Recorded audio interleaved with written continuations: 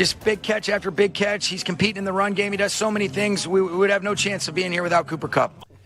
Well, good evening, and thank you for joining us for Crampton News at 6. I'm Mark Hanrahan. And I'm Tom Sherry. We are a week and a half away from the Super Bowl, and it's one of the most anticipated games here in our region for quite some time, all because of one player. That's right. Crampton News Sports Director Brenna Green joining us now, and she sat down with that player's parents just yesterday. Brenna? Yeah, if you've been paying any attention to sports the last few days, you know the Rams are going to the Super Bowl, and that means Eastern Washington alum Cooper Kupp is about to take his talents to the highest stage in football. I talked with his parents over Zoom yesterday as Kupp's star continues to rise. What was Sunday's game like for you guys? A little more nerve-wracking than we had hoped for, would you say? Yeah. I didn't eat anything until after the game. Maybe Craig Kupp should employ that strategy for the Super Bowl because it worked out pretty well this past Sunday. Cooper Kupp had both of the Rams' touchdowns in their win over San Francisco, as well as 2 key catches on the game-winning field goal drive. It's been quite a postseason for the Kupps, as Cooper also had 2 key catches on the Rams' game-winning field goal drive the previous week against Tampa, including a 44-yard haul that set up the kick. A few of those chill moments where you just are like, I think it was the first time I'd ever actually broke down in tears was that catch in Tampa, because it was just like, this is what he works for. Kupp has become one of, if not the most reliable receiver in the NFL this year as he accomplished the elusive Triple Crown. That means he led the league in receiving touchdowns, yards, and catches. Kupp is only the 4th receiver in NFL history to achieve this honor, and the last receiver to do so was Steve Smith in 2005. He's just so ready for it, and you might see him so rarely drop a ball, and I'm always like, throw it to him the next play. There's no way he will drop another. It's just a sure thing. What isn't such a sure thing is what will happen 2 Sundays from now. Whatever happens, though, Cooper refuses to be defined by it. It's kind of weird because in one way it's a dream come true and something you dream about as a little kid in the backyard. But I think this week Cooper's talked a lot about his enjoyment is in the process. And the weekly process of getting better and the study of it and the preparation. No matter what, it's been a season filled with joy for the Kupps. So much joy, in fact, that after Cooper's 44-yard catch against Tampa Bay, Craig told the Los Angeles Times that he has 4 kids, and that catch was a top 5 moment in his life. As for things stand after last week's game, here's what Craig had to say. Yeah, I'm going to have to start looking at the numbering system here. So, Watch out, Kettner. That's his brother. No kidding. You might get passed up in the all-time life moments soon enough. No kidding. We showed this soundbite earlier today in our shows, but his parents said that Cooper takes a lot of pride in being able to represent Eastern on this stage, and that it's really important to him. And I got to imagine his parents are just so proud of him right now, right? Yeah, I mean, my goodness. Just beaming. They're so excited. I think they're going to go down there for a week. They're leaving, I think, next Wednesday, and they're not coming back until Tuesday or something like that. So they're going to go down there, enjoy it, take it in. You can tell by that picture that I showed that had them all in a suite. There's a lot of people down there supporting him. We'll have to see if Cooper brings his son, by the way, to the game, because did not bring him to the last one. Okay. Because apparently he checks out at halftime, and then it's just all downhill. Yeah. So it's a long one for young kids. Yes, so we'll Even see if Dad is playing. Yes, exactly. I think he's a breath of fresh air for the NFL and especially LA. I mean, the guy is just, he just gets the job done.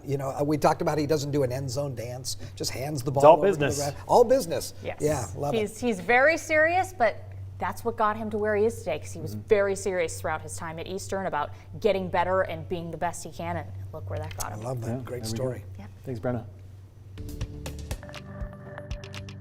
With my shadow I have cast, then a long, lustrous 6 more weeks to winter. Well, there you have it. The groundhog has spoken. Oh, there he is. Punxsutawney Phil emerged from his burrow and saw his shadow, meaning 6 more weeks of winter for us. Meantime, here locally, we saw some of that winter just today when it started snowing here on the South Hill. It stopped, Tom, but it's also still pretty cold tonight. It's going to be cold down to 19 degrees. We're going to get more snow down to the south of us. That's where the winter weather advisory is in effect until early tomorrow morning. That area is shaded in blue. Weather advisory does not include Spokane and Coeur d'Alene or to the north of us because, frankly, we're just not going to see that much snow. Probably less than an inch. And those areas shaded in blue are probably going to see 2, maybe even 3 inches of snow. And of course, that makes for potentially difficult driving conditions. The snow does not look all that impressive right now. You can see kind of a closer view of that snowfall down south of us. And again, down around Dayton, Washington, Milton, Freewater, and into the Blue Mountains, we're seeing a little bit heavier snowfall, but very light elsewhere. Out at the airport, they are reporting just extremely light snow, and it's cold at 21 degrees. I mentioned the overnight low getting down to 19. Looks like Thursday will be dry with a daytime high of 34. For the weekend, I've got temperatures climbing into the upper 30s on Saturday, maybe hitting 40 on Sunday. I've got the rest of your 10-day forecast all coming up in just a few moments. Of course, with the freeze-thaw cycle, we talk about potholes, and they're a well-known issue right here in Spokane. And this one we're going to tell you about isn't even on one of our roads. Allie Ray is a local wildlife photographer. She was in Riverfront Park getting some photos of some birds for a client near the Red Wagon. As she's walking on the pathway near the river, she says her foot got stuck in a pothole. There you go. She says she hit her head, bruised some ribs. Oh, no. And may have sprained her ankle as well. On top of all that, she broke her $2,500 camera. If there was an 86 or 87-year-old man or woman that took the same fall that I did, they're not going to recover from this. That fall was horrific. So all of these holes, this is Riverfront Park. Tourists come here. My guests from the hotel love it here. Why wouldn't they fix this? They're not plugging any holes up. They're not smoothing anything down. This is dangerous. Well, we checked in with the city of Spokane about the pothole, this one in particular. They said they plan to send park rangers over that area tonight to check it out.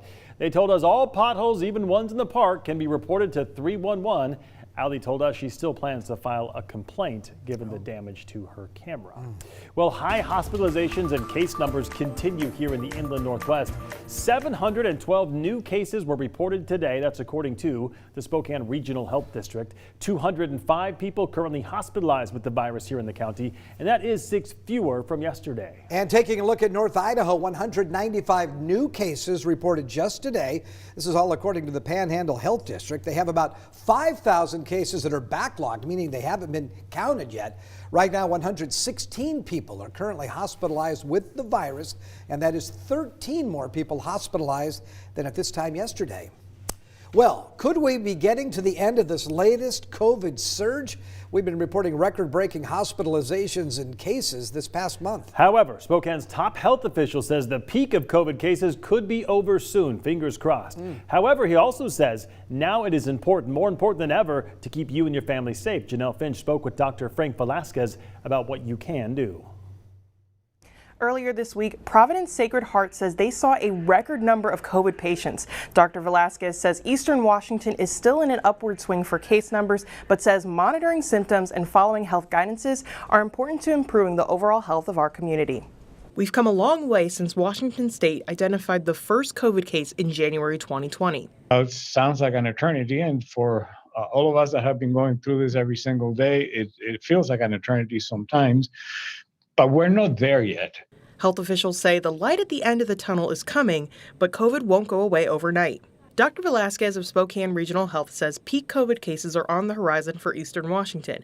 And while this means cases should start going down, Dr. Velasquez says it will take time before COVID becomes less of a daily threat.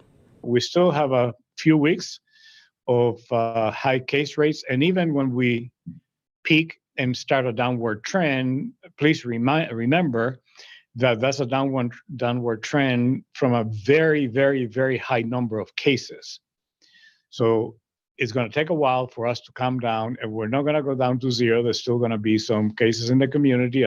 Dr. Velasquez says people may be experiencing pandemic fatigue, but wearing masks and getting vaccinations and boosters will help prevent the spread of COVID in our communities. Every bit we, as a community, members of the community, can do to prevent one more case one more case in schools, one more case in hospitals, one more case in a long-term care facility, one more case, whatever it may be, is important for us to remain diligent. If you're feeling sick, Dr. Velasquez recommends lots of rest, staying hydrated, and contacting your health provider if symptoms become severe. According to the Washington Department of Health COVID-19 dashboard, western counties are seeing a decrease in the rate of COVID cases. Dr. Velasquez says the eastern side of the state usually follows western Washington trends a few weeks later. In the newsroom, Janelle Finch, KREM 2 News. Well, we are following up on the controversy surrounding Councilman Jonathan Bingle and him refusing to wear a mask in City Hall. Well, today we heard back from the Washington Department of Labor and Industries. They say they've received about 6 complaints about Bingle. Specifically, the agency sent 2 letters to the city notifying them of those complaints, which is the first step in the compliance outreach process. L&I says they'll be reaching out to Bingle and the city's human resources administrators. Well, another Spokane business has fallen victim to pandemic closures. Why COVID relief funding just wasn't enough to keep that business afloat. Plus, later, a Spokane County prosecutor is in hot water for his wife's comments.